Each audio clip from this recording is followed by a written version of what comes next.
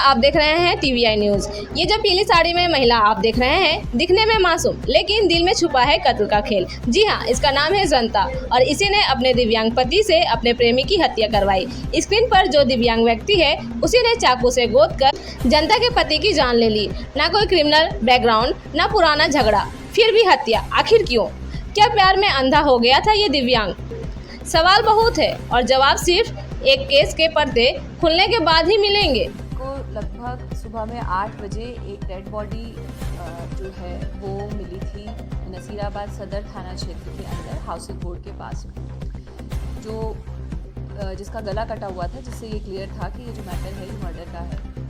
जिसके लिए टीमों का गठन किया गया। टीमों का गठन करने के बाद जो एडिशनल एसपी केकड़ी हैं शिवराज जी, उनके साथ CO जरनैल और SHO अशोक बिस्सू, इनके साथ टीम का जो है गठन किया गया। गठन करने के बाद पता करने की कोशिश की गई कि इस पूरी घटनाक्रम को किसके अंजाम दिया गया है।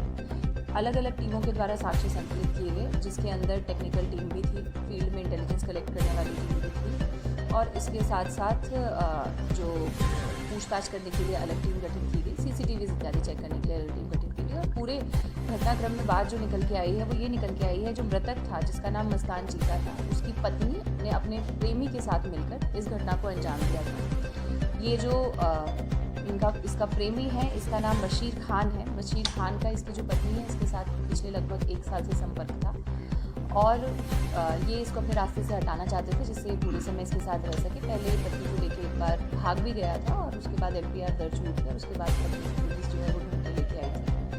अब इन्होंने बहुत ही चालाक तरीके से उस मृतक को एक सुनसान जगह पर बुलाया और कि उसको पैसों की आवश्यकता थी, तो तुम आओगे तो तुम्हें पैसे वहाँ पर दे देंगे, इस बात को कह के बुलाया। बुलाने के बाद जैसे कि शराब का सेवन करवाया। शराब के सेवन के बाद जब वो बेहोशी की हालत में हो गया, तब उसके ऊपर वार करके उसका मर्डर कर दिया गया।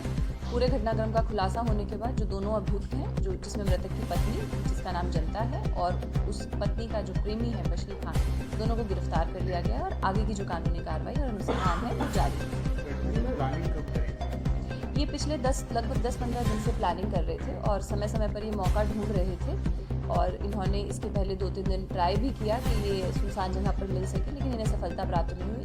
7 तारीख की शाम को इनको ये मौका अच्छे तरीके से प्राप्त हुआ और उसके बाद इन्होंने इस घटना को अंजाम दिया। महिला जो है वो तो घटना के समय घटनास्थल पर उपस्थित नहीं थी। जो मारने वाला जिसके हाथों से मर्डर हुआ है वो ये बशीर खान था, जो महिला का प्रेमी है। हालांकि जो इनकी कॉन्स्पिरेसी थी वो दोनों ने मिलकर बनाई थी और जो मर्डर का वेपन है वो एक चाकू था जिससे गले पर वार किया गया था। वो वहीं पर मौके पर पुलिस टीम को उस समय पर ये जो फेंक के चला गया था वो मिल गया था और बाकी का जो घटनाक्रम है वो अनुसंधान किया जाए।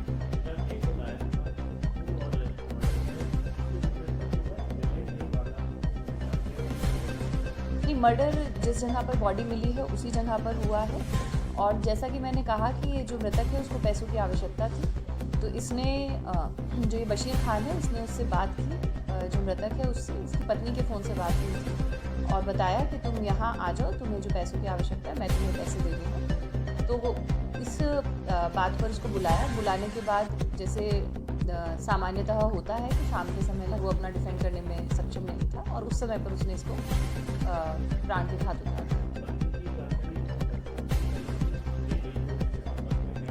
संपर्क की जानकारी जो है, बाकी तो काफ़ी कुछ चीज़ें अनुसंधान का विषय है, लेकिन हम ये मान सकते हैं कि एटलीस्ट इतना तो पता ही था कि संपर्क में है, क्योंकि पहले भी पत्नी जो है वो उसके साथ चली गई थी और उसके बाद MPR भी दर्ज हुई थी और तब वो वापस आई थी।